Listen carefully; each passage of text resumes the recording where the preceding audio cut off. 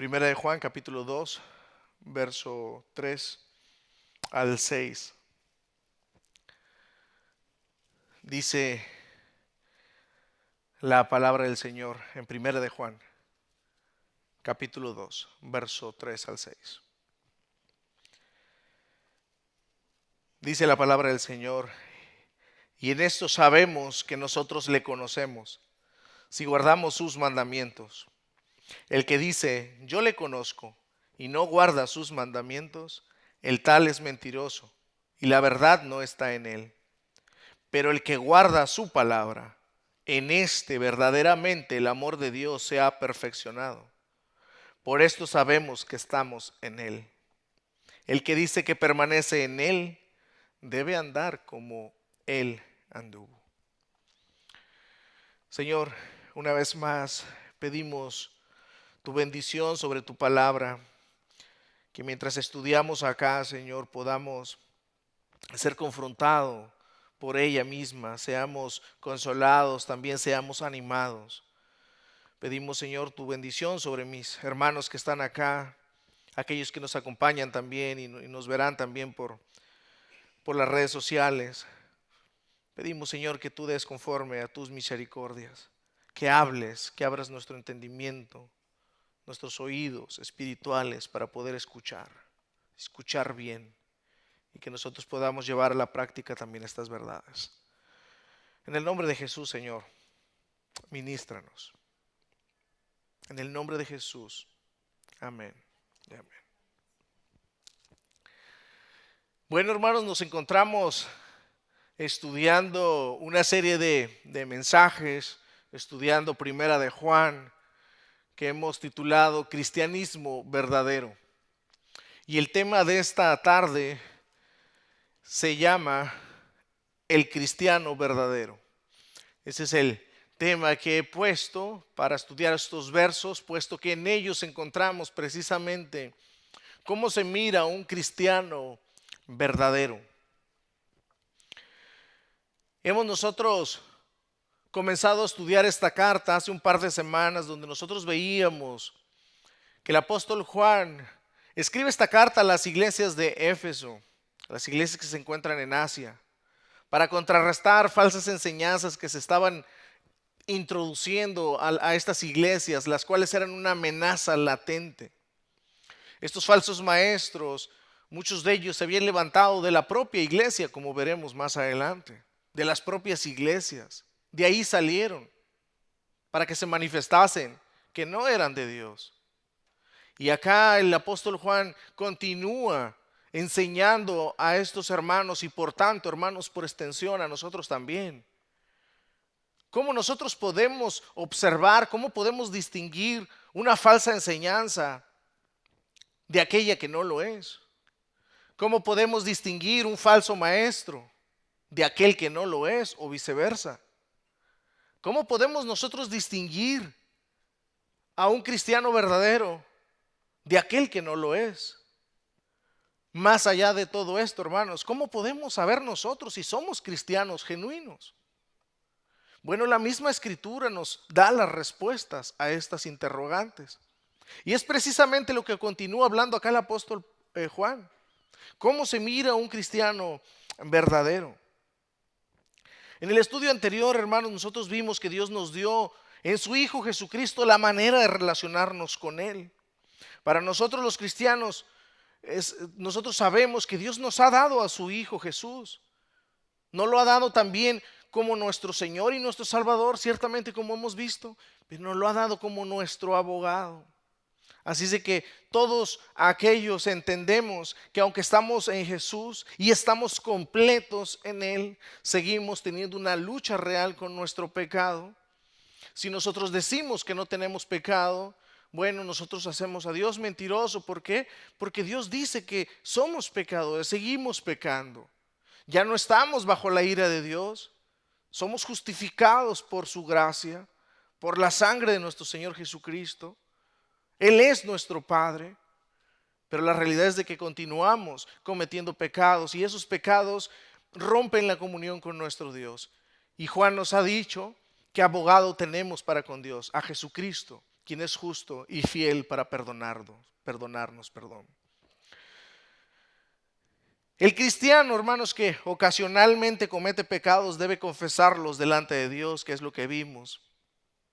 El cristiano, dice Juan, no es una persona que practica el pecado, sino que ocasionalmente comete pecados. Y cuando sucede eso, recordemos que abogado tenemos para con Dios, porque Él aboga por los suyos. Pero la pregunta es entonces, hermanos, ¿cómo saber si nosotros somos cristianos verdaderos? ¿Cómo identificar a un cristiano verdadero? ¿Cómo saber que esto verdaderamente aplica a nosotros o aplica a otros? Bueno, pues esa pregunta tenía suma importancia para los cristianos del primer siglo, ya que, como les decía, estaban siendo amenazados por falsos maestros y sus falsas enseñanzas, por falsos maestros y falsos hermanos también. Así que Juan en esta carta da criterios a seguir para identificar quiénes eran estos falsos maestros y quiénes no. Quiénes eran falsos hermanos y quiénes no. Quiénes verdaderamente tenían una relación con Dios genuina y quiénes no. Y el primer criterio, hermanos, que estaremos estudiando en esta tarde es el criterio de la obediencia a la palabra de Dios. Ese es el criterio que debemos tener. Ese es el primer criterio a tomar en cuenta para observar si alguien es un cristiano genuino o es un cristiano verdadero. Este es el primer criterio, la obediencia a la palabra de Dios. Dice el verso 3 nuevamente: en esto sabemos que nosotros le conocemos, y se incluye Juan, si guardamos sus mandamientos. Ahí está. Este es el primer criterio que el apóstol Juan está dando a la iglesia y por tanto, hermanos, vuelvo, insisto, en extensión a nosotros. ¿Cómo podemos saber si alguien es un cristiano verdadero? ¿Cómo podemos saber si nosotros somos cristianos genuinos? Si guardamos sus mandamientos. Pero entendamos qué quiere decir Juan con esto. Aquí Juan está apelando a los 10 mandamientos, hermanos, a los 10 mandamientos que resumen toda la ley, toda la Torá. Los 10 mandamientos, ustedes saben, resumen la voluntad de Dios en relación a la adoración a Dios, la vida moral cívica, o sea, social y familiar. Recuerden ustedes que los 10 mandamientos fueron dados por Dios a Moisés, su siervo, en el monte Sinaí. Y a su vez, Moisés tenía que enseñárselos a Israel, al pueblo de Dios, para que de esa manera conociesen a Dios, cuál es la voluntad de Dios. Ahí en los 10 mandamientos que nosotros encontramos en Éxodo 20, nosotros encontramos el resumen de toda la ley, en los 10 mandamientos explícitos. Y vuelvo, insisto, ahí se encontraba cómo podía relacionarse uno con Dios, cómo uno podía relacionarse o cómo debía relacionarse el pueblo de Israel tocante a lo civil para con otros y en lo familiar o en el entorno familiar también. Por tanto, el andar en estos 10 mandamientos era una muestra de estar caminando con Él. De esa manera también se podrían diferenciar de entre el resto de los demás pueblos, de entre las demás naciones, al poner en práctica, al andar en la palabra de Dios, en los 10 mandamientos. Y para los apóstoles, hermanos, para los apóstoles no era diferente. Ellos sabían que los mandamientos seguían vigentes, aún en el nuevo pacto sellado por la sangre de Jesús. Y de igual importancia fueron por las generaciones siguientes de cristianos. Los 10 mandamientos eran bien tomados en cuenta. Este es un punto importante que quiero resaltar acá, hermanos. Por eso Juan está diciendo acá, y en esto sabemos que nosotros le conocemos, si guardamos sus mandamientos. En primer lugar, vuelvo e insisto, está haciendo énfasis en los 10 mandamientos que resumen toda la ley de Dios. Para los cristianos del primer siglo, como para los apóstoles y las generaciones posteriores, los 10 mandamientos eran sumamente importantes. Tristemente, para las nuevas generaciones de cristianos hoy día, los 10 mandamientos brillan por su ausencia. Muchos cristianos no toman en cuenta los 10 mandamientos. Muchos cristianos no pueden citar ni siquiera uno de los 10 mandamientos. 2, 3 mandamientos. ¿Cuántos podremos saber, hermanos? acá entre nosotros. Pero acá me refiero también en lo general. Muchos cristianos han abandonado los 10 mandamientos por argumentos diversos, que me tomaría mucho tiempo compartirlos acá, que no es la idea. Pero hay muchos argumentos los cuales tienen muchos cristianos que los han llevado a abandonar los 10 mandamientos. Pero como pueden ver acá, Juan enfatiza que el verdadero cristiano anda en los mandamientos de Cristo. El verdadero cristiano se caracteriza por andar en los mandamientos de Cristo. Miren, hermanos, una de las razones, sí voy a tomar esta, pero una de las razones que dan muchos, por ejemplo, en abandonar los 10 mandamientos, es que dicen, es que eso es moralismo. Y el moralismo no tiene nada que ver con el evangelio. Y hay una parte de verdad acá, y voy a explicarlo. ¿Cuál es la diferencia entre moralismo y el evangelio? El moralismo, en primer lugar, tiene que ver con la idea de las personas que tratan de vivir una vida ejemplar delante de los hombres. Una vida en cuestión de práctica, ética, moral. Y de esa forma, viviendo bajo esos parámetros, bajo esa conducta, aún hasta poniendo en práctica la palabra de Dios, piensan que se van a ganar el favor del Señor. Piensan que tratando o viviendo una vida moral van a ser salvos. Y por supuesto nosotros sabemos que en contraste, el evangelio consiste en la buena noticia de parte de Dios para los hombres. El evangelio es la buena noticia de parte de Dios para los hombres. Y esta consiste en lo que Dios ha hecho por los hombres. El moralismo es aquello que trata de hacer el hombre para ganarse el favor de Dios. Y el evangelio es, al contrario, lo que Dios ha hecho por pecadores como nosotros. En eso consisten las buenas noticias. Nosotros no hemos hecho nada, no podemos hacer nada. Somos salvos por gracia, como dice Efesios capítulo 2. Somos salvos por gracia para que nadie se gloríe. Ahora bien, ciertamente, amados, el evangelio consiste en que somos salvos a través de la fe en nuestro Señor Jesucristo. Pero como bien dijo Martín Lutero, una vez que viene uno a Cristo, Cristo lo que hace es que nos envía a la ley. Nos envía, por ejemplo, a los 10 mandamientos. ¿Para qué? Para que vivamos conforme a su verdad, a la palabra de Dios, a los 10 mandamientos, leyes morales. Ya no para ser salvos, sino para ser santificados. Y esa es la gran diferencia. Así que tengamos en mente esto, hermanos, y tengamos en mente o poder diferenciar entre una cosa y otra. Y como les decía, muchos han abandonado los 10 mandamientos, puesto que dicen, no, que esos son cuestiones morales y nosotros no somos salvos por moralidad. Sí, pero han olvidado otra parte. Los 10 mandamientos siguen siendo vigentes hoy día, no para ser salvos, sino como un medio de santificación. Amén. E incluyo, hermanos, qué importante es de que nosotros como padres, sobre todo los que tenemos padres, somos padres, perdón, y que tenemos hijos en nuestro hogar, que nosotros les enseñemos los 10 mandamientos. ¿Qué es a lo que me refiero? Que muchos padres el día de hoy han abandonado los 10 mandamientos. Y los 10 mandamientos, insisto, es la ley moral de Dios, ciertamente. Y nuestros hijos deben conocer cuál es la voluntad de Dios. Y ahí encontramos el resumen de los mandamientos de la ley de Dios. Así es de que tomen en cuenta eso, padres. Tomemos en cuenta eso. Enseñarles a nuestros hijos en casa los 10 mandamientos o la ley moral de Dios. Es algo que nosotros hacemos, ustedes saben, acá en la iglesia, también en escuela dominical con los niños, pero es muy importante que nosotros lo hagamos en casa. A ver, hermanos, ahora sí, en segundo lugar, dice Juan, si guardamos sus mandamientos, entonces esto hace referencia a toda la revelación de Dios escrita, la Biblia, esto en segundo lugar.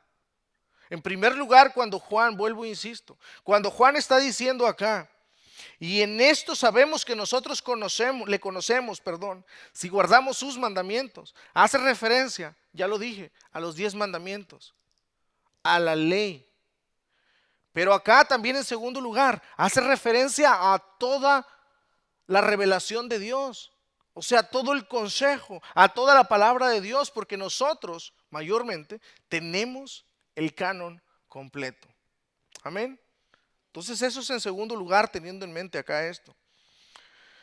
Ahora, cuando Juan dice, y en esto sabemos que nosotros le conocemos y guardamos sus mandamientos, obviamente esto no significa que un cristiano anda en ellos de manera perfecta en esta vida. No se refiere a eso. Como hablaba la semana pasada, hermanos, acerca del perfeccionismo, donde en muchos círculos evangélicos ciertamente enseñan el perfeccionismo. Y el perfeccionismo, o sea, ser perfecto sin pecado, no es bíblico. Aspiramos a ser perfectos, o sea, a ser como Cristo. Y esa es la idea de un creyente.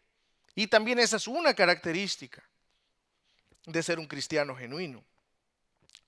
Así de que, hermanos, tengamos en mente esto. Cuando Juan está diciendo que andamos en sus mandamientos, guardamos sus mandamientos, no significa que el cristiano anda en ellos de manera perfecta. Pero eso sí, hermanos, esta persona se distingue por luchar contra el pecado del mundo, contra su propio pecado y contra el de otros. Su vida es una muestra de entrega a la voluntad de Dios. Esa es la característica de un verdadero cristiano. Y a eso es a lo que está haciendo referencia acá Juan. ¿Cómo se mira un cristiano verdadero? Es una persona que tiene una entrega a la voluntad de Dios, que anda luchando con su propio pecado, contra el pecado del mundo. Se manifiesta, es palpable. Este hermano continúa en la lucha, es perseverante. Podemos ver la gracia de Dios en él. Anda en los mandamientos de Dios. Él desea los mandamientos de Dios, los ama, desea ponerlos en práctica. Así que dicho en otras palabras, no solamente es importante conocer la verdad de Dios, sino andar en la verdad de Dios. No solamente es importante hablar de Cristo, sino que es sumamente importante andar como Cristo anduvo. Verso 4. El que dice, yo le conozco, y no guarda sus mandamientos, el tal es mentiroso, y la verdad no está en él. ¿Qué quiere decir Juan con esto, hermanos? Que el verdadero conocimiento de Dios, el conocimiento de Dios, no puede estar separado de la conducta moral. El conocimiento verdadero de Dios no puede estar separado de la conducta moral de un cristiano o de una persona. Por tanto, el criterio de una conducta moral es sumamente importante para conocer quién es verdaderamente cristiano, para saber quién realmente conoce a Dios y quién no. Recuerden que los falsos maestros que se estaban introduciendo precisamente a estas iglesias, estos falsos maestros estaban introduciendo herejías, donde ellos decían que lo más importante es el espíritu, que lo que no importaba era el cuerpo, que el espíritu, la esencia del ser humano se encuentra en el espíritu, y eso es lo importante, que el cuerpo y lo que hagan o hiciesen con él no importaba. ¿Y qué es lo que traía como resultado ese pensamiento o esa filosofía? Que muchos de ellos andaban en inmoralidad al pensar, lo que haga con mi cuerpo no tiene importancia. Hermanos, no había seriedad en ellos. No había seriedad en cuestión de su conducta moral. Ellos precisamente no tomaban en cuenta los 10 mandamientos en ninguna manera.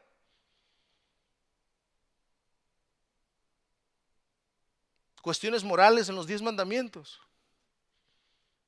No fornicarás. no adulterarás. Eso era parte de sus vidas. Tener en cuenta lo que está diciendo Juan, por tanto, los ayudaría y por tanto a nosotros también, hermanos. A nosotros también como iglesia. Identificar quiénes andan en la verdad y quiénes andan en la mentira. Dice Juan que quien dice que conoce a Dios, mas lo niega con sus hechos, la verdad no está en él. O sea, hermanos, Cristo no está en él. Quien dice que está en Cristo, quien dice que es cristiano, mas con sus hechos lo niega, no está en Cristo. Él no está en Cristo. Hermanos, este es el pan de cada día, tristemente, en nuestros días. Muchas personas el día de hoy tienen conocimiento de las escrituras, que uno cuando los escucha hablar se asombra y dicen, wow, este hermano, esta persona, hermano, esta persona, ¿qué conocimiento de la palabra de Dios tiene? Mira, ¿qué retención tiene de la palabra de Dios? Te puede citar hasta capítulos enteros. No sé si ustedes han conocido personas así, que de verdad tienen una capacidad de retención. Y uno se puede asombrar, sobre todo aquellos que tenemos dificultad en retener grandes extensiones de la palabra de Dios. Cuando encontramos a personas así que te pueden recitar un salmo completo, capítulos de la Biblia entera, que no está nada mal en hacer eso, al contrario, hermanos, yo los animo. Pero uno se asombra al ver hermanos así. Pero ¿qué pasa cuando uno se adentra a sus vidas? Hay un contraste muchas veces entre toda esa verdad que conocen, todo ese conocimiento de la palabra de Dios, pero en la práctica es muy diferente. Ve uno a la esposa no quiere nada con él. Ay, sí, mi esposo sabe mucha Biblia, pero si lo conociera, lo que es acá en la casa. O al contrario. Hermanos, eso tristemente pasa hasta el día de hoy. Viven con mucho conocimiento, pero sin moralidad, sin ética, ortodoxos de su cabeza, mas herejes en su conducta. Esa es la realidad. Muchos hoy día tristemente viven como los filósofos griegos, como Sócrates, como Platón, hombres ilustres que hasta el día de hoy, hermanos, son ejemplos en las universidades de inteligencia y de sabiduría. Hasta el día de hoy se siguen enseñando estos filósofos como fuente de sabiduría, hombres pensantes, con una capacidad de oratoria tremenda, ortodoxos en su cabeza, inteligentes, sí, hermanos, pero muchos de ellos, ¿y qué es lo que ignoran? Muchos de ellos, como Sócrates, Platón, tenían muchas amantes, tenían relaciones entre el mismo sexo y lo avalaban.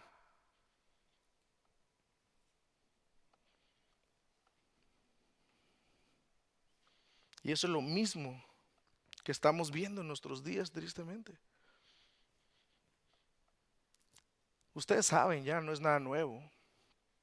Pero hay muchas iglesias que se están abriendo camino en esto, hermanos. Muchas iglesias que ante la ola, la presión del mundo, las filosofías precisamente que se están introduciendo a las iglesias y que muchas iglesias, comenzando por sus líderes, están abriéndoles las puertas. El homosexualismo, por ejemplo, el día de hoy ya no es pecado. Es más, ya hasta el ministro puede ser un homosexual y no hay ningún problema. Eso es tristemente lo que estamos viviendo hoy día. Lo mismo que estaba pasando acá. Y Juan dice,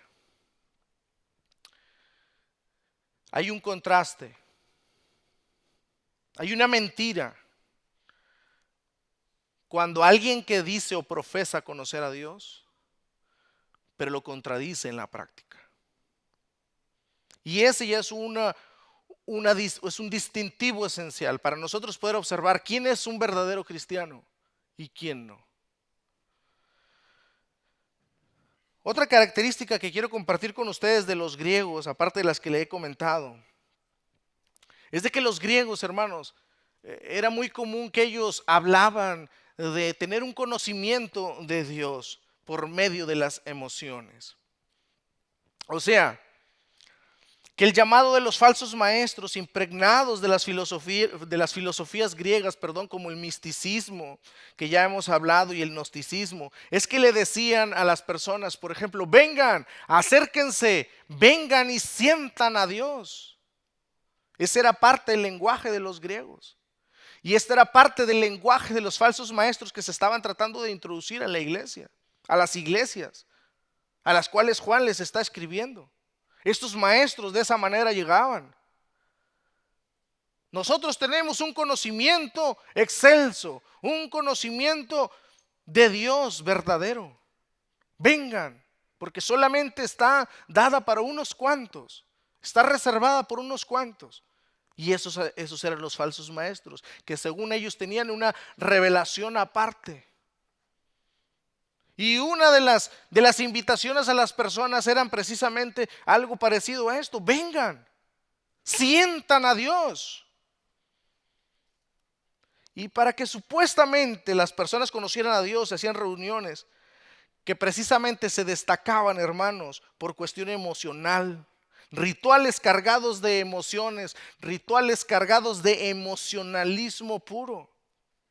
¿Qué es lo que ellos hacían? Estos falsos maestros en el mundo griego que hacían estas invitaciones a sus lugares donde se centraban o se concentraban para esas reuniones espirituales y de supuesto conocimiento y adoración a Dios, ellos lo que hacían es que creaban una atmósfera para llegar a las sensaciones de las personas. Creaban una atmósfera para tocar las emociones de las personas y se valían de iluminación de sus tiempos. Creaban música sensual que precisamente les pusiera la piel de gallina a las personas, pudiésemos decir hoy día. Creaban una atmósfera regando incienso para que las personas se sintieran en ese mover de Dios. Y por supuesto, no podía faltar una persona que dictara un lenguaje y una lectura que se distinguía del resto de personas.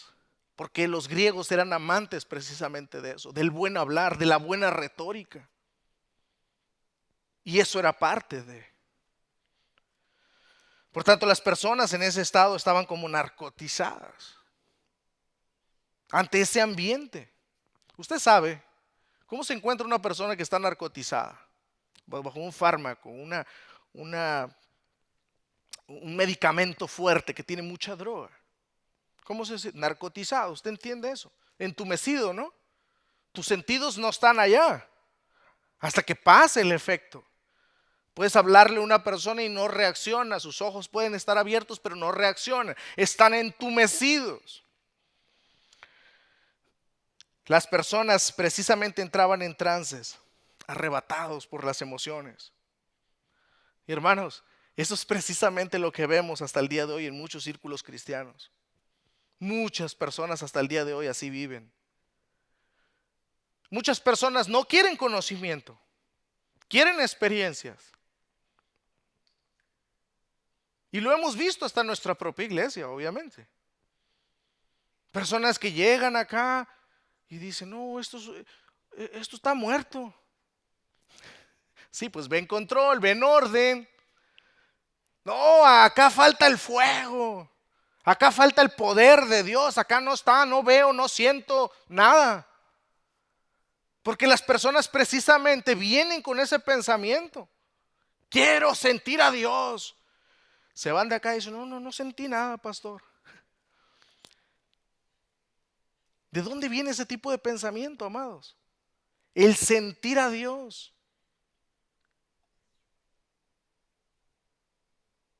Ya recuerdan a Tomás cuando le vinieron y le dijeron al Señor acerca del Señor, de su resurrección. ¿Qué dijo Tomás? Hasta que no vea, hasta que no palpe, hasta que no meta mis dedos en sus llagas, en sus manos y en su costado, yo no creeré. Y Jesús tiene que enseñarle, porque obviamente todavía no es un nacido nuevo, no es espiritual, no es maduro. Bueno, estos griegos y estos falsos maestros así llegaban, hermanos. Y hasta el día de hoy continúa lo mismo. No quieren conocimiento, solamente quieren experiencias. No quieren saber, quieren sentir. Muchos no están buscando la verdad, están buscando emociones. Tristemente muchas personas, no digo que todos, pero muchas personas, cuando están en búsqueda precisamente de una iglesia, dice, ¿qué es lo que estás buscando en una iglesia? Precisamente la mente solamente viene con el sentir, el ver, el que sus emociones sean tocadas, porque en eso se basa su encuentro con Dios. Y Juan es precisamente lo que está haciendo acá, contrarrestando ese malentendimiento, contrarrestando el pensamiento popular de la época. ¿Cómo se ve un cristiano verdadero? Y en esto sabemos que nosotros le conocemos, si guardamos sus mandamientos. Si guardamos sus mandamientos. El que dice yo le conozco y no guarda sus mandamientos, el tal es mentiroso y la verdad no está en él. Así es de que hasta aquí ya vimos que el primer criterio, hermanos, es la obediencia a la palabra de Dios. El segundo criterio es el guardar la palabra de Dios, y eso está en el verso 5. Si me acompañan, dice el verso 5. Pero el que guarda su palabra, en este verdaderamente el amor de Dios se ha perfeccionado. Por esto sabemos que estamos en él. Lo vuelvo a leer. Pero el que guarda su palabra, en este verdaderamente el amor de Dios se ha perfeccionado. Por esto sabemos que estamos en él. De manera práctica, hermanos, podemos entender que Juan se refiere a que un cristiano verdadero es aquel que no solamente obedece los mandamientos de Dios, sino que es leal a la voluntad de Dios. Y eso es una muestra tangente, tangible de alguien que ama a Dios. Un cristiano verdadero se caracteriza por poner en práctica la verdad de Dios, por ser un modelo para otros y por ser leal a Dios, cuidando su palabra, cuidando su conducta.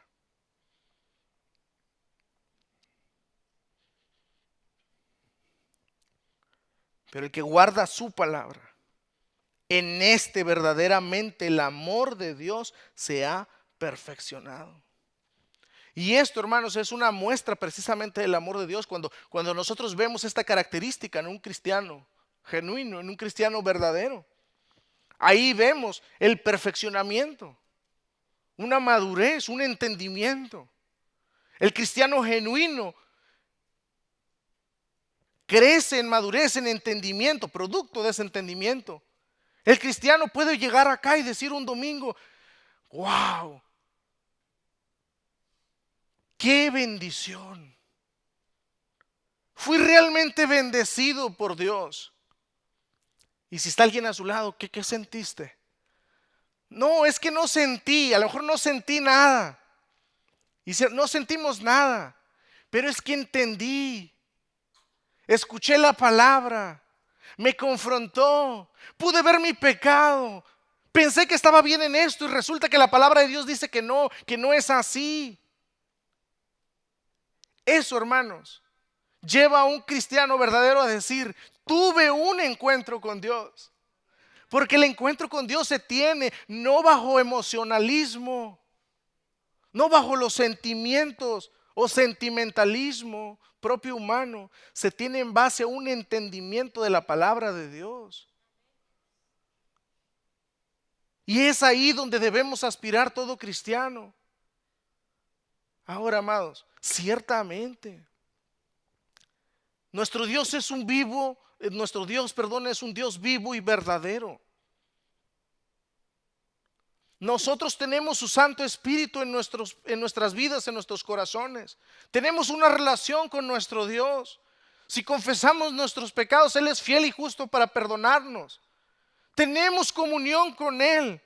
Por tanto, ciertamente en muchos aspectos de nuestra vida, en muchos momentos de nuestra vida, sea aquí en la iglesia o sea fuera, nosotros ciertamente experimentamos a Dios. No estamos diciendo que las experiencias, el sentir sea ajeno a la vida de un cristiano, porque yo no creo eso. Nosotros podemos emocionarnos, podemos hasta llorar, ciertamente nuestras lágrimas pueden salir de nuestros ojos, de emoción. Ahí hay una emoción pura, pero es en base al entendimiento de la palabra de Dios, al contemplar la gloria de Dios, quién es Él, qué ha hecho por nosotros en Cristo su Hijo. Es imposible, hermanos, que un verdadero cristiano no sienta. Si nos emocionamos, el hecho de pensar en su gracia para con nosotros, en que estábamos muertos en nuestros delitos y pecados, y Él vino y nos dio vida, nos restauró en su Hijo Jesucristo, perdonó todos nuestros pecados, nos concedió nacer de nuevo, ver a Dios como Él es, ver nuestra condición la cual era, pero también entender que ahora somos sus hijos, somos amados por Él, restaurados por Él, protegidos, guardados, alimentados. Es imposible, amados, que un cristiano verdadero no se pueda emocionar con esas cosas. Pero esas son las emociones bíblicas, que no están basadas en un ambiente fomentado, creado por los hombres para llegar y tocarlos. La palabra es suficiente, amados. Amén. La palabra es suficiente para cambiarnos, transformarnos. Y eso es lo que Juan está explicándonos acá. Los falsos maestros se movían en base a las emociones. Creaban ese ambiente para llegar a las personas. Por dice Juan, la verdad no está en ellos. La verdad no está en ellos. Porque no guardan su palabra. Porque no andan en sus mandamientos. Porque sí podrán tener cierto conocimiento, pero la verdad es de que en la práctica es todo lo contrario. Cuídense de esos falsos maestros, cuídense de esos falsos hermanos, cuídense de esos falsos cristianos, es lo que le está diciendo Juan. Y es lo mismo que nos dice a nosotros, amados. Es lo mismo que el Señor nos dice a nosotros.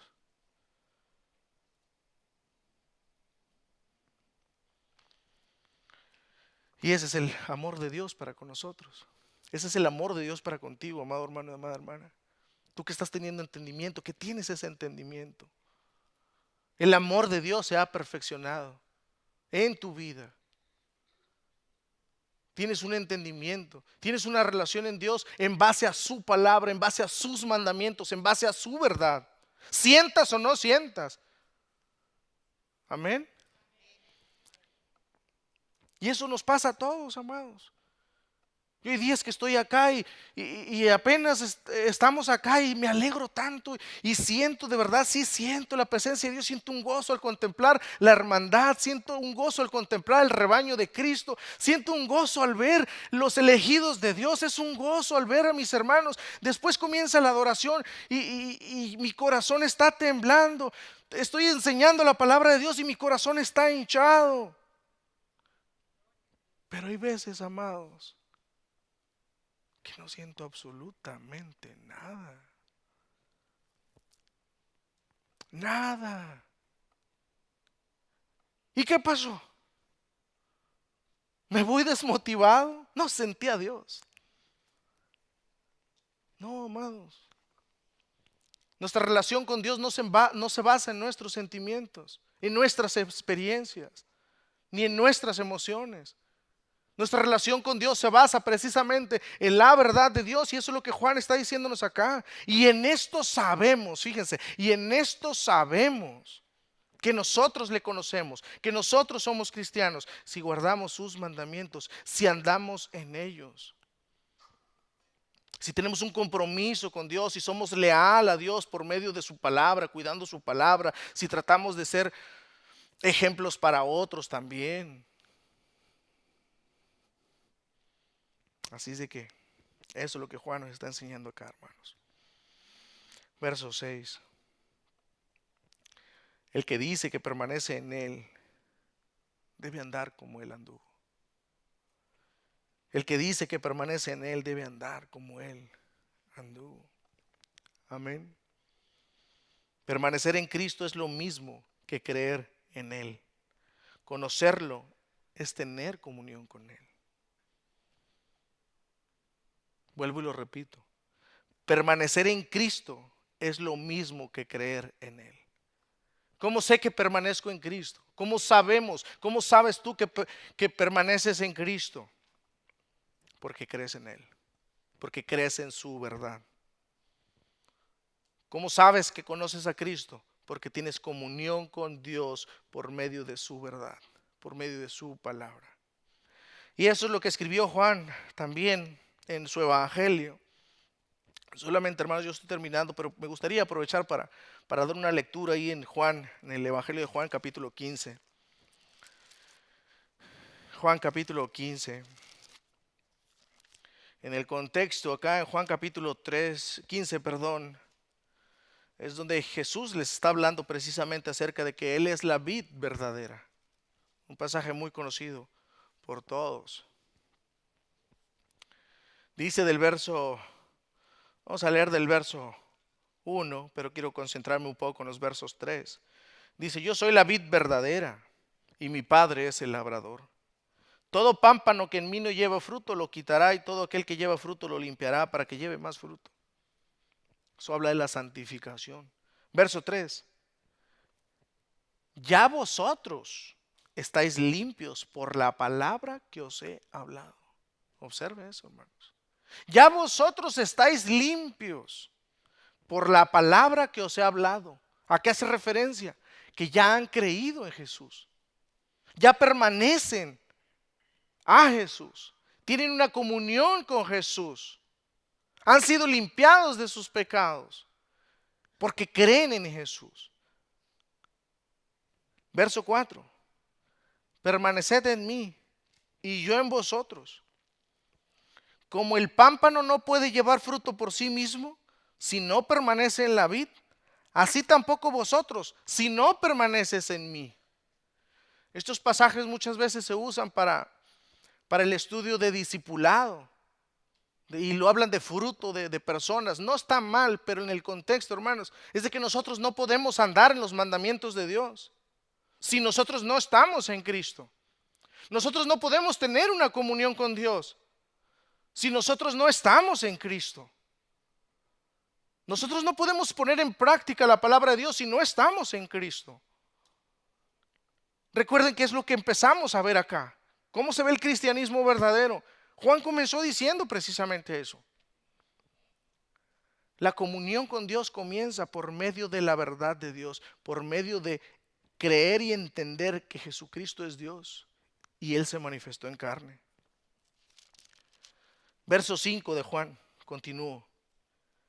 Yo soy la vid, vosotros los pámpanos. El que permanece en mí y yo en él, éste lleva mucho fruto. Porque separados de mí, nada podéis hacer.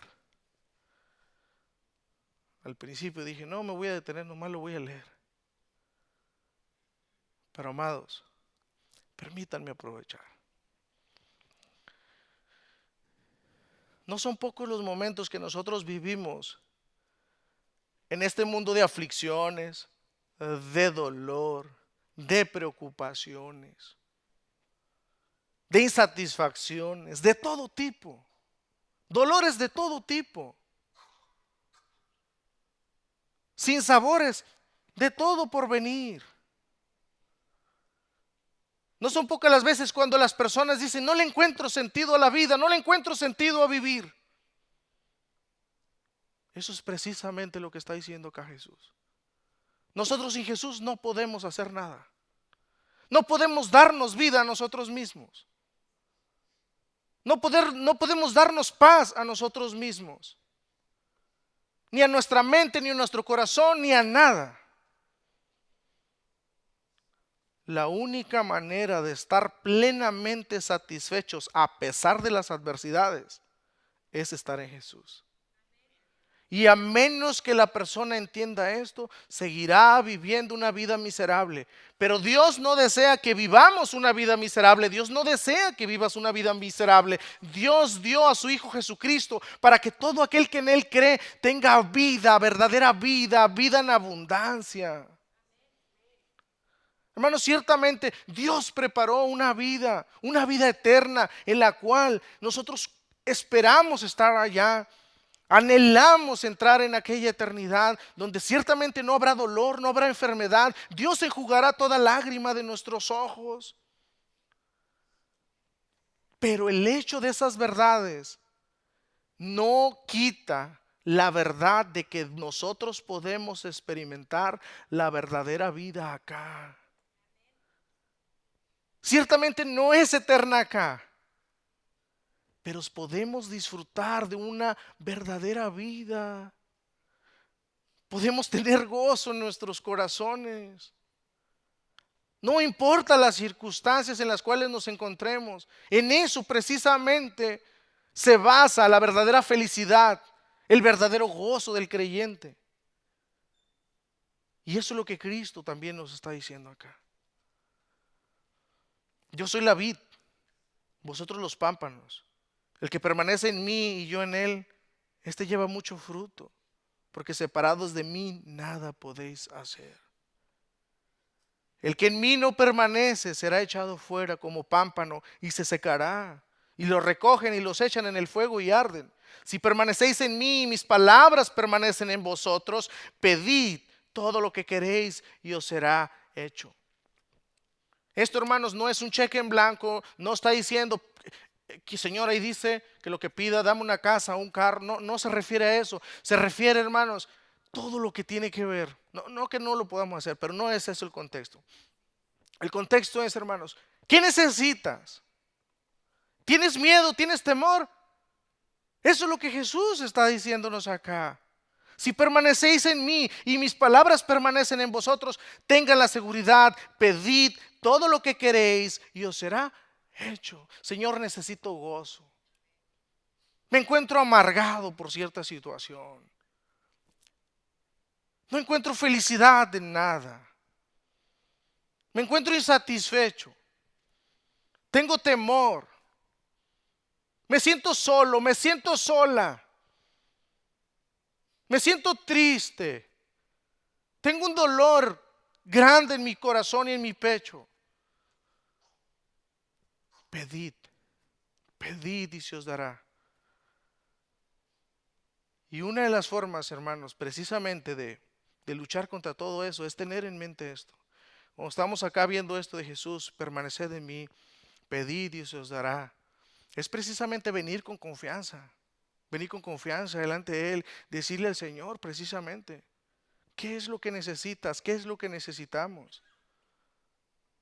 Y comenzar a meditar precisamente en estas verdades. Tú no estás sola, aunque te sientas sola. Tú no estás solo, aunque te sientas solo.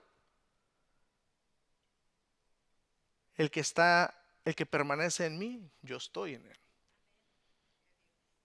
Si permanecéis en mí y mis palabras permanecen en vosotros, pedid todo lo que queréis y os será hecho. En esto es glorificado mi Padre, en que llevéis mucho fruto y seáis así mis discípulos. Como el Padre me ha amado, así también yo os he amado. Observen, así también yo os he amado. Permaneced en mi amor. Si guardareis mis mandamientos, permaneceréis en mi amor, así como yo he guardado los mandamientos de mi Padre y permanezco en su amor. Así es de que, amados, hay una relación vital entre el creyente y Jesús. Hay una relación vital. Así que el segundo criterio en esto consiste en guardar su palabra, lo cual es permanecer en la verdad de Dios. Por tanto, en conclusión, no solo es importante guardar la palabra, sino andar como Él anduvo. Amén. Que Dios bendiga su palabra, que Dios use su palabra para que podamos seguir contemplando la gracia de nuestro Dios, su gran amor para con nosotros, que usted pueda precisamente verse acá. Si alguien dice, no, pues la verdad yo me estoy dando cuenta que no, yo a lo mejor no estoy en Cristo. Bueno, ¿Qué es lo que necesitas hacer? Venir a Cristo. ¿Qué vas a hacer con esta verdad? Dios dice, ven a Cristo, ven a Jesús, ven a Jesús. En Él estarás completo. En Él encuentras la verdadera vida, la verdadera satisfacción, obviamente. Si tú estás en Cristo y dices, yo soy ese, yo lucho con mis pecados, pero puedo ver la gracia de Dios, puedo ver que permanezco en el caminar, me gozo en los mandamientos de Dios, ciertamente los veo, los quiero vivir, pero en ocasiones, ciertamente veo mi pecado. En ocasiones tropiezo, en ocasiones peco, no vivo pecando, no es mi estilo de vida, no vivo practicando el pecado. Entonces es una característica de que soy un verdadero cristiano. Sí, si tú no estás practicando el pecado, pero si estás luchando contra el pecado, si estás perseverando, he ahí la gracia de Dios para contigo, amado. Eso es un verdadero cristiano. Así se ve un verdadero cristiano. Así se ve el verdadero cristianismo también como iglesia. No estamos acá perfectos. Dios nos está perfeccionando. Gloria a Dios. Gloria a Dios. Espero sea de mucho ánimo, hermanos. Que Dios bendiga sus vidas. Vamos a terminar en oración al Señor.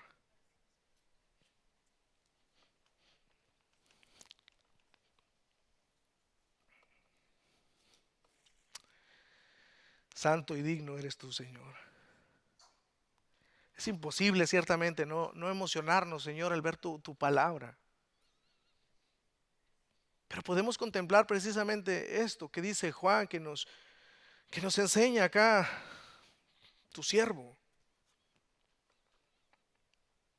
Que nuestra vida no depende de nuestras emociones, nuestra identidad no depende de nuestras emociones, nuestra identidad está en tu Hijo Jesucristo, nuestro Salvador, en tu verdad, en tus mandamientos que amamos y que anhelamos ponerlos en práctica día a día. Podemos ver tu gracia para con nosotros, que nos ayudas a perseverar día a día, que nos estás perfeccionando, que luchamos con nuestros pecados. Mi Dios, te adoramos por tan grande gracia que hemos encontrado en Cristo, porque en Él verdaderamente estamos completos. En Él verdaderamente tenemos vida y vida en abundancia. Gracias por ser nuestro Padre. Gracias, Señor, por amarnos con amor eterno. Desde antes de la fundación del mundo pusiste tus ojos en nosotros.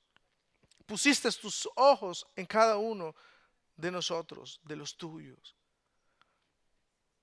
Te alabo, Señor, por tu rebaño, por tu iglesia, por los que están acá, por los que estarán escuchando tu palabra, que tu palabra sea de ánimo pronto para cada uno de ellos y que tu nombre sea glorificado, que tu nombre sea exaltado, que nuestros corazones, Señor, sean socorridos, sean sustentados en el poder de tu Santo Espíritu y usando tu poderosa palabra, Señor. Oro por los dolientes, por mis hermanos que pasan por sufrimientos que a veces uno ignora, Señor, mas tú no. Oro por los que tienen temor, que sean alentados, que sean animados. Usa tu palabra, Señor, conforme a tus misericordias y conforme a la necesidad de los tuyos. Es mi oración en el nombre de Jesús, tu Hijo amado, al cual amamos, el eterno Dios, el cual es y esperamos su gloriosa venida. Maranata, Señor. En el nombre de Jesús, Señor, oramos. Amén y amén.